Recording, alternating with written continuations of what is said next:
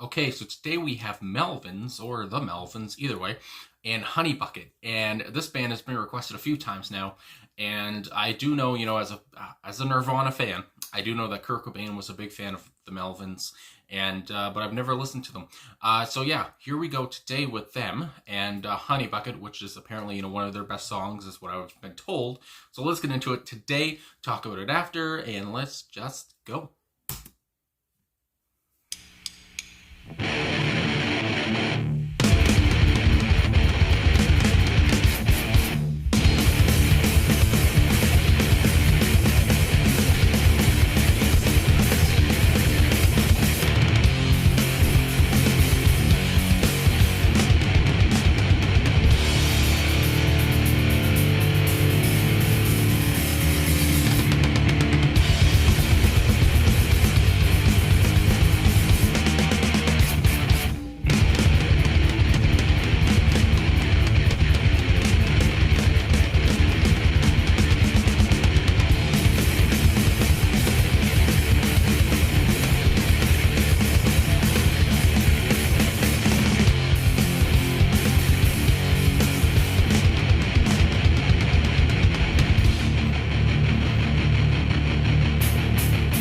So heavy.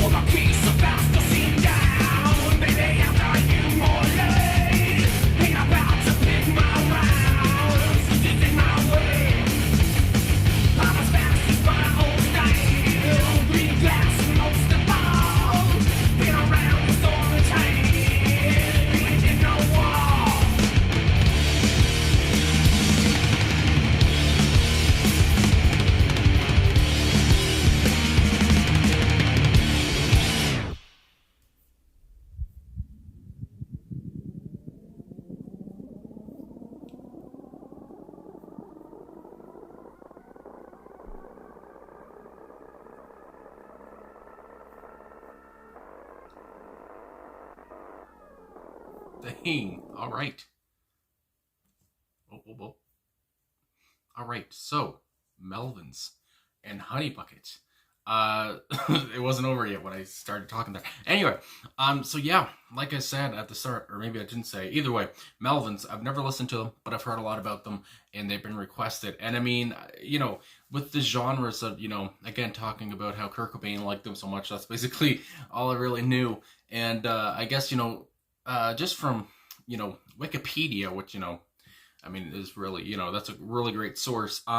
But the genre of the song, it's sludge metal, stoner metal, hardcore punk, and grunge. So I didn't really know what to expect. I mean, sludge metal is the first thing, so I mean, I guess I was expecting metal, but also grunge is in there as well. So I don't know. But coming out in 1993. Around the time when grunge was huge, still, and I mean, from what I see here from research that I've done, going through, just their, I guess, the story behind the song and stuff. This song kind of made them, I guess, was their I guess, biggest mainstream hit, the song that kind of went mainstream for them, and, got them caught up with bands like Nirvana and Alice in Chains and, Soundgarden, Pearl Jam, the whole grunge thing. And so, I mean, just coming into that, I was just very intrigued to how the song was going to sound like. And I mean, like I said during the song, just how it started off, I was like, holy, gee, this is really heavy.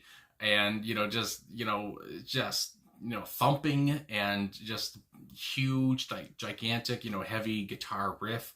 The bass stood out as well, which we'll get to the personnel in a minute because it's a little confusing for me. But yeah, the bass was, standing out as well, because sometimes, the bass kind of just can blend in with the rest of the music, with the guitar, whatever. But I mean, the bass was huge here as well. The drumming was proficient as well. I mean, everything here was just banging, just, like I said, it was just so heavy in everything that was happening. And I mean, Buzz's, King Buzzo, as I guess he's known, Buzz Osborne, his voice was just, fit very well, of course, with the sound, that growl, I guess you would say, that he had throughout the song, good Lord. And I was just, I can only imagine, like, what really came to mind was, like, if you saw the Melvins live and they played this, and it's just like, I can only imagine, your feet shaking, the floor shaking, whatever. And it's just like, I can imagine how loud it would be live. That's what really came to my mind. And it would be something to experience. Good Lord, I can't talk. Anyway, but yeah, like I said about the personnel, because, again, on Genius.com here, they have somebody else on the bass, and on Wikipedia for the song, they have not somebody else on the bass. So it says, for the personnel from Wikipedia, Buzz Osborne on vocals and guitar, and Dale Crover, on drums and bass. But then on Genius, which, usually they have the same credits. But here for Genius, it says, of course, Buzz on guitar and vocals, of course. But then they have on bass Lori Black, so I don't know who was on the bass. I did also see another site say that somebody else was on the bass, but it probably was Crover. So either way, whoever was on the bass, they really fit in well as well. If it was just Buzz and Dale, then there we go. But either way, just a heavy freaking song. I mean, that's what, I can only imagine, being live and just, headbanging to the song. And I can see why, I guess, just for this one song that I've heard, why Kurt Cobain touted them, so highly, and, kind of wanted them, and why I think they said that Nirvana toured with them or something before as well. But anyway, getting into the song on Genius.com, like you usually do, there is a little about, so it says, released as a single for Houdini, which I guess Houdini was also a very good, one of the Melvins' best albums, I guess, as people have said. Also covered by the Dillinger Escape Plan on Melvins' compilation album, We Reach the Music of the Melvins. So anyway, not much going on there.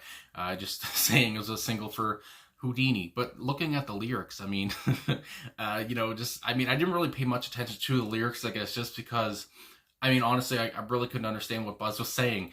But also, I was just so entrenched in the music, basically. But, 8 times a felon for fire, like Cobalt, Cass, and Clean. I got a motor, felt the wheel, real fast and fear. Try, jacket, black it for more. Handcuffs with special keys. Triple lies and bend down defiled. It's a VSL. I don't know how you pronounce that. No, VSI. It's a VSI. VC. Anyway, throw a case of plasticine down. Baby, I can emulate. And it's rotten in my rounds. Sisters in my way. I'm as fast as my hometown. Green glasses most of all, but around this foreign cage, an image in the wall. So, these lyrics are very, very confusing to me. Hold the phone. But again, like I said, I am on some sites here, and one of them, Louder Sound, the song, behind the song, Honey Bucket by the Melvins. And there is just one thing that says, exactly what Honey Bucket is about is anyone's guess. A stream of consciousness lyrics like 8 times I fell, a faux fi, like overcast and clean, I got a motor, felt the wheel, real fashion peel, are as much of an enigma now as they were then. And Buzz remains non-committal when it comes to the subject matter. So I guess Buzz hasn't really, explained what the song is about. But again, that's what I said earlier there with, like, I was more, intrigued by the music. And when Buzz was singing, I was just kind of like, God damn, his voice is his voice is heavy too. Like I said, it's like a growl, and it's just like I don't even, it's just like, again, my first listen to this band, I was just like, it's hard to take it all in at once. It's just like, good lord. But again, as I said as well, the site also talks about, who played bass. And it says here, Lori Black played on a couple songs, but I can't remember which one. It says Buzz. Billy did some, but regardless of what the credits say, most of it was either me or Dale playing bass. So I guess it's either him or Dale, I guess, as well. He comes into the picture on bass as well. So whoever played bass, I mean, they knew what they were doing. It obviously also added to Buzz's guitar. And, I mean, just the heavy, like I said, sludge metal is what it is. And I mean, I don't really listen to a lot of sludge metal, I guess, in my private life.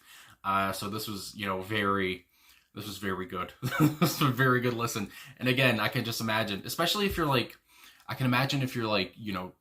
having a bad day, or if you're sad, whatever, and just putting on a song like this, or pretty much if this is what the Melvins are capable of, just putting on anything by the Melvins, and just screaming to a song, and all your sadness just kind of subsiding, and that's what I really enjoy. So anyway, I really enjoyed this track, Honey Bucket. I just like the title as well, Honey Bucket. But anyway, and also I do know that apparently, I have watched some interviews of that Buzz has done, and that the name Melvins came from I think it was his manager, that he worked at a thrift store. Nobody liked, I guess, the boss or whatever, and his name was Melvin.